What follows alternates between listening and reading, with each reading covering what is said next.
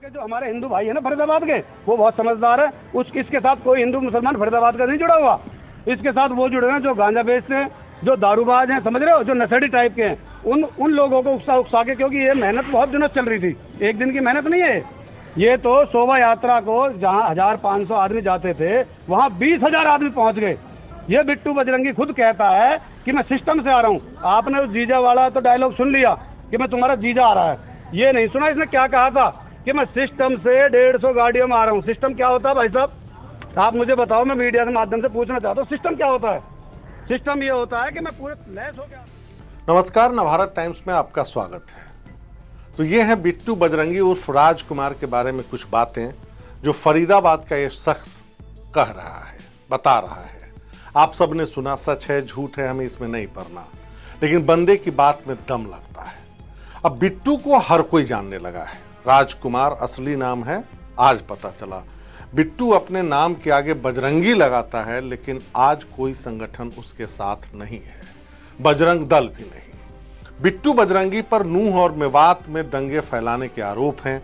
मोनू मानेसर के साथ दोनों में कोई कनेक्शन है या नहीं, इस पर बजरंगी खुद कहता है कि साल में एक आध बार तो मुलाकात हो जाती है जब गोरक्षक आपस में मिलते हैं। कई इंटरव्यूज में उसने ये बातें कही, मैंने इंडिया टीवी में सुना बोलते हुए। लेकिन बिट्टू बजरंगी को जो भी फॉलो कर रहा है वो मानेगा कि उसकी बातें चिंगारी फैलाने के लिए काफी थी।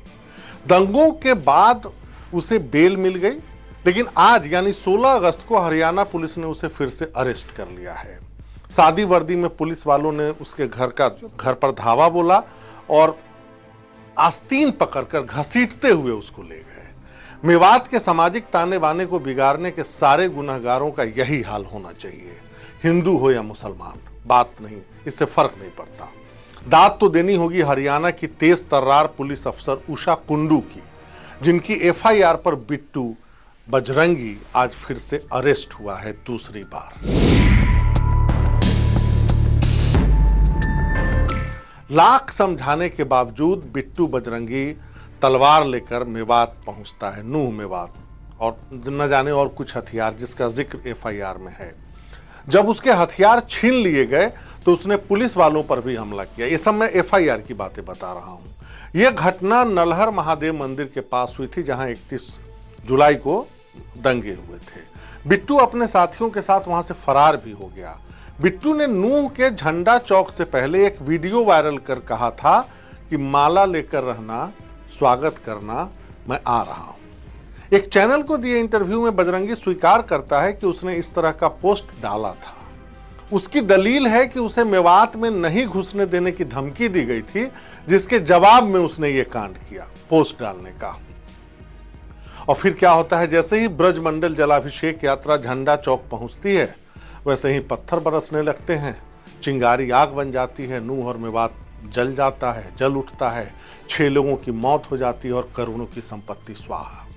पुलिस अफसर उषा कुंडू ने एफआईआर में लिखा है कि बिट्टू ने उसके साथ बदतमीजी भी की। अब बिट्टू और उसके सहयोगियों पर जो धाराएं लगी है देख लीजिए, 148, 149, 186, 332, 335, 395, 397 और 506। मतलब डकैती से लेकर दंगा भड़काने और सरकारी अधिकारियों को काम में बाधा डालने वाली धाराएं। डकैती की धारा 395 और जानलेवा हमले की धारा 397 ये तय कर देगी कि बिट्टू बजरंगी को तुरंत बेल नहीं मिलने वाला है। ये नॉन बेलेबल ऑफेंस है। अब देखिए इंटरेस्टिंग, दूसरे अरेस्ट के बाद विश्व हिंदू परिषद अचानक सक्रिय होती है। इसे ट्वीट कर इसने दावा किया है कि बिट्टू बजरंगी का बजरंग दल से कभी कोई संबंध नहीं रहा और उसने जो भी वीडियो जारी किया है उसे भी विश्व हिंदू परिषद उचित नहीं मानती। बिट्टू का नाम ही बजरंगी था या सचमुच वो बजरंग दल से जुड़ा था, इसकी तह में जाने की कोशिश हम करेंगे, लेकिन विश्व हिंदू परिषद के पल्ला झाड़ने के बाद उसी की लानत मलानत सोशल मीडिया पर शुरू हो गई है। कुछ को तो ज्ञान की प्राप्ति भी हुई। वो कहता है एक यूजर की, युवाओं को समझना चाहिए, धर्म के दुकानदार उनका इस्तेमाल कर रहे हैं, सतर्क हो जाओ नहीं तो यूज करने के बाद ये लोग कन्नी काट लेते हैं। कई मीम भी चल रहे हैं, एक मैं आपको यहां भी दिखाता हूं। बहुत इंटरेस्टिंग सिनारियो कि कैसे धर्म के जो कुछ दुकानदार हैं वो इस तरह के कांड करते हैं और बाद में फिर लोग फंसते हैं, फंसाते हैं, कोई पूछने वाला नहीं रहता। कुछ लोग बजरंग दल को चेतावनी दे रहे हैं, ऐसा करते रहोगे तो प्रचारकों के लाले पड़ जाएंगे।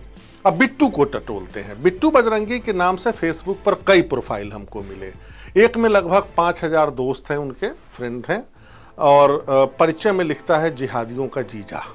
ये इसी नाम से जाना जाता है, बिट्टू बजरंगी। एक बिट्टू बजरंगी मुझे ट्विटर पर भी मिला, शायद वही है, अब उसको एक्स बोलते हैं ना, एक्स पर मिला। उसके प्रोफाइल पर 231 फॉलोअर्स हैं। डीपी में तलवार के साथ दिखाई दे रहा है। ताजा ट्वीट 15 अगस्त का है। इसमें वो लिखता है, गौ रक्षा बजरंग फोर्स की तरफ से सभी देशवासियों को स्वतंत्रता दिवस की शुभकामनाएं। फिर उसने अपना नंबर भी लिखा है, जिसे मैंने यहाँ सार्वजनिक करना उचित नहीं है, लेकिन हमने ट्रू कॉलर पे उसको टेस्ट किया, आप देख सकते हैं इसमें बगल में। उसमें भी आ रहा है गौ रक्षा बजरंग फोर्स नाम के आगे, इसी नाम से वो नंबर दर्ज है। नीचे स्क्रॉल करने पर तमाम ऐसे पोस्ट मिले जिसमें हिंदुओं को इकट्ठा होने का आह्वान है, तो कहीं किसी बदला लेने की बात है। इस तरह के पोस्ट उसने लिखे। लव जिहाद पे भी वो सक्रिय है, ऐसा पता चलता है।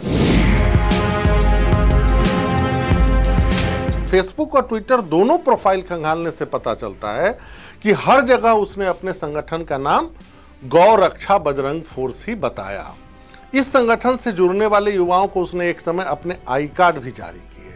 देखिए, 1-2 आई कार्ड मैं आपको बताता हूं, लेकिन कहीं भी बजरंग दल का जिक्र नहीं है।